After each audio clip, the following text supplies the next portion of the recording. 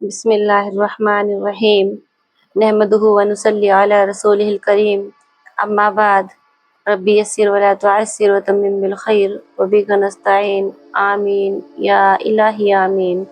میری پیاری بہنوں، آج ہم ایک بہت ہی اہم موضوع پر بات کریں گے اور حجاب یا پردہ۔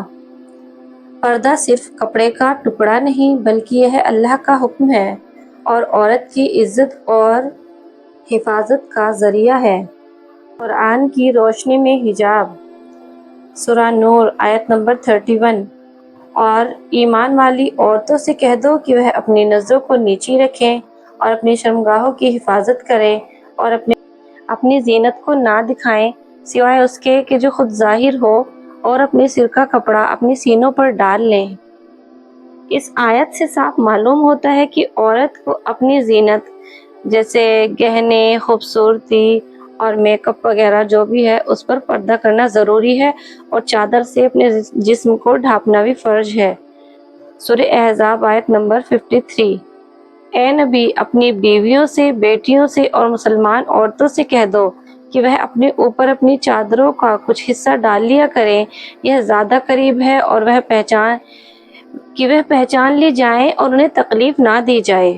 اس آیت سے پتہ چلا کہ پردہ اور حجاب عورت کی پہچان اور عزت ہے، اور اسے اپنانے سے وہ فتنوں اور برائیوں سے محفوظ رہتی ہے۔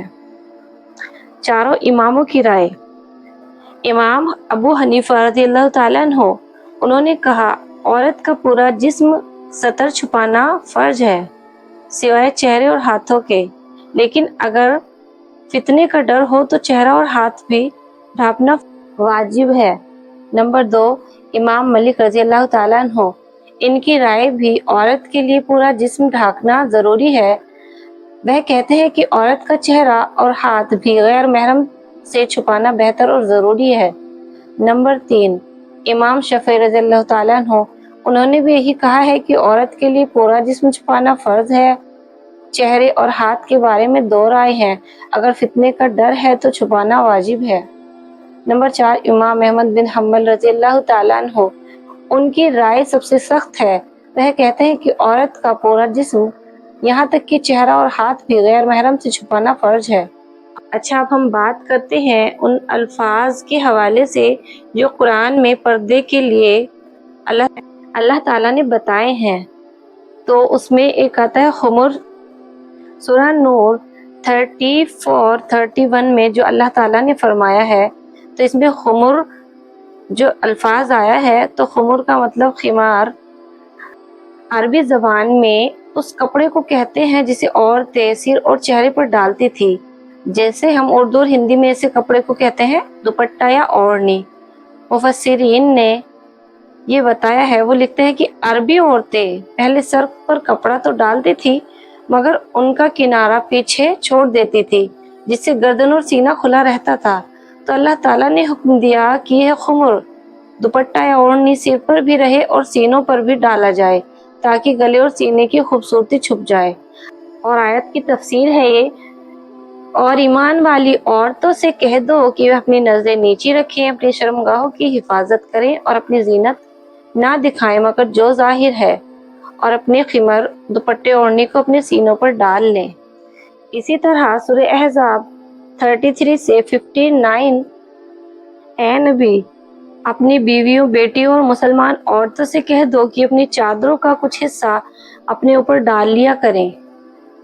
اچھا، پردے کے حوالے سے جو اللہ تعالیٰ نے دو الفاظ قرآن میں بتائے ہیں ہمیں، ایک جلباب اور دوسرا خمر، تو ان کی میں تھوڑی سی آپ کو تفسیر بتا دیتی ہوں۔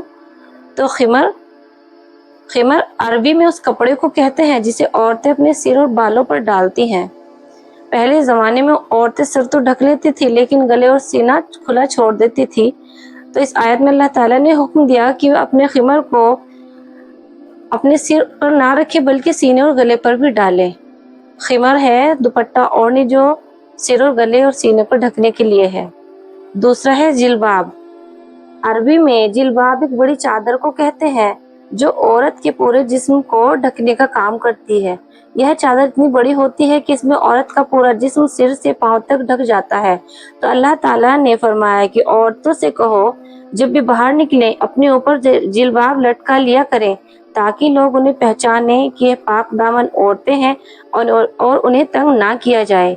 तो इस सूरत से यह साबित होता है कि अल्लाह ताला ने औरत का चेहरा ढकने का भी हुक्म दिया है, क्योंकि जिलबाब जब हमारे सर से लेके पैरों तक जाएगा तो उसमें चेहरे का हुक्म मतलब ये है कि क्लियर तो उसमें चेहरे का हुक्म नहीं है कुरान के अंदर लिखा हुआ कि चेहरे के लिए कोई अरबी में अल्फाज अल्लाह ने लिखा हो, नहीं, लेकिन जिलबाब का हुक्म है तो उससे साबित यही होता है कि औरत के चेहरे का भी पर्दा है।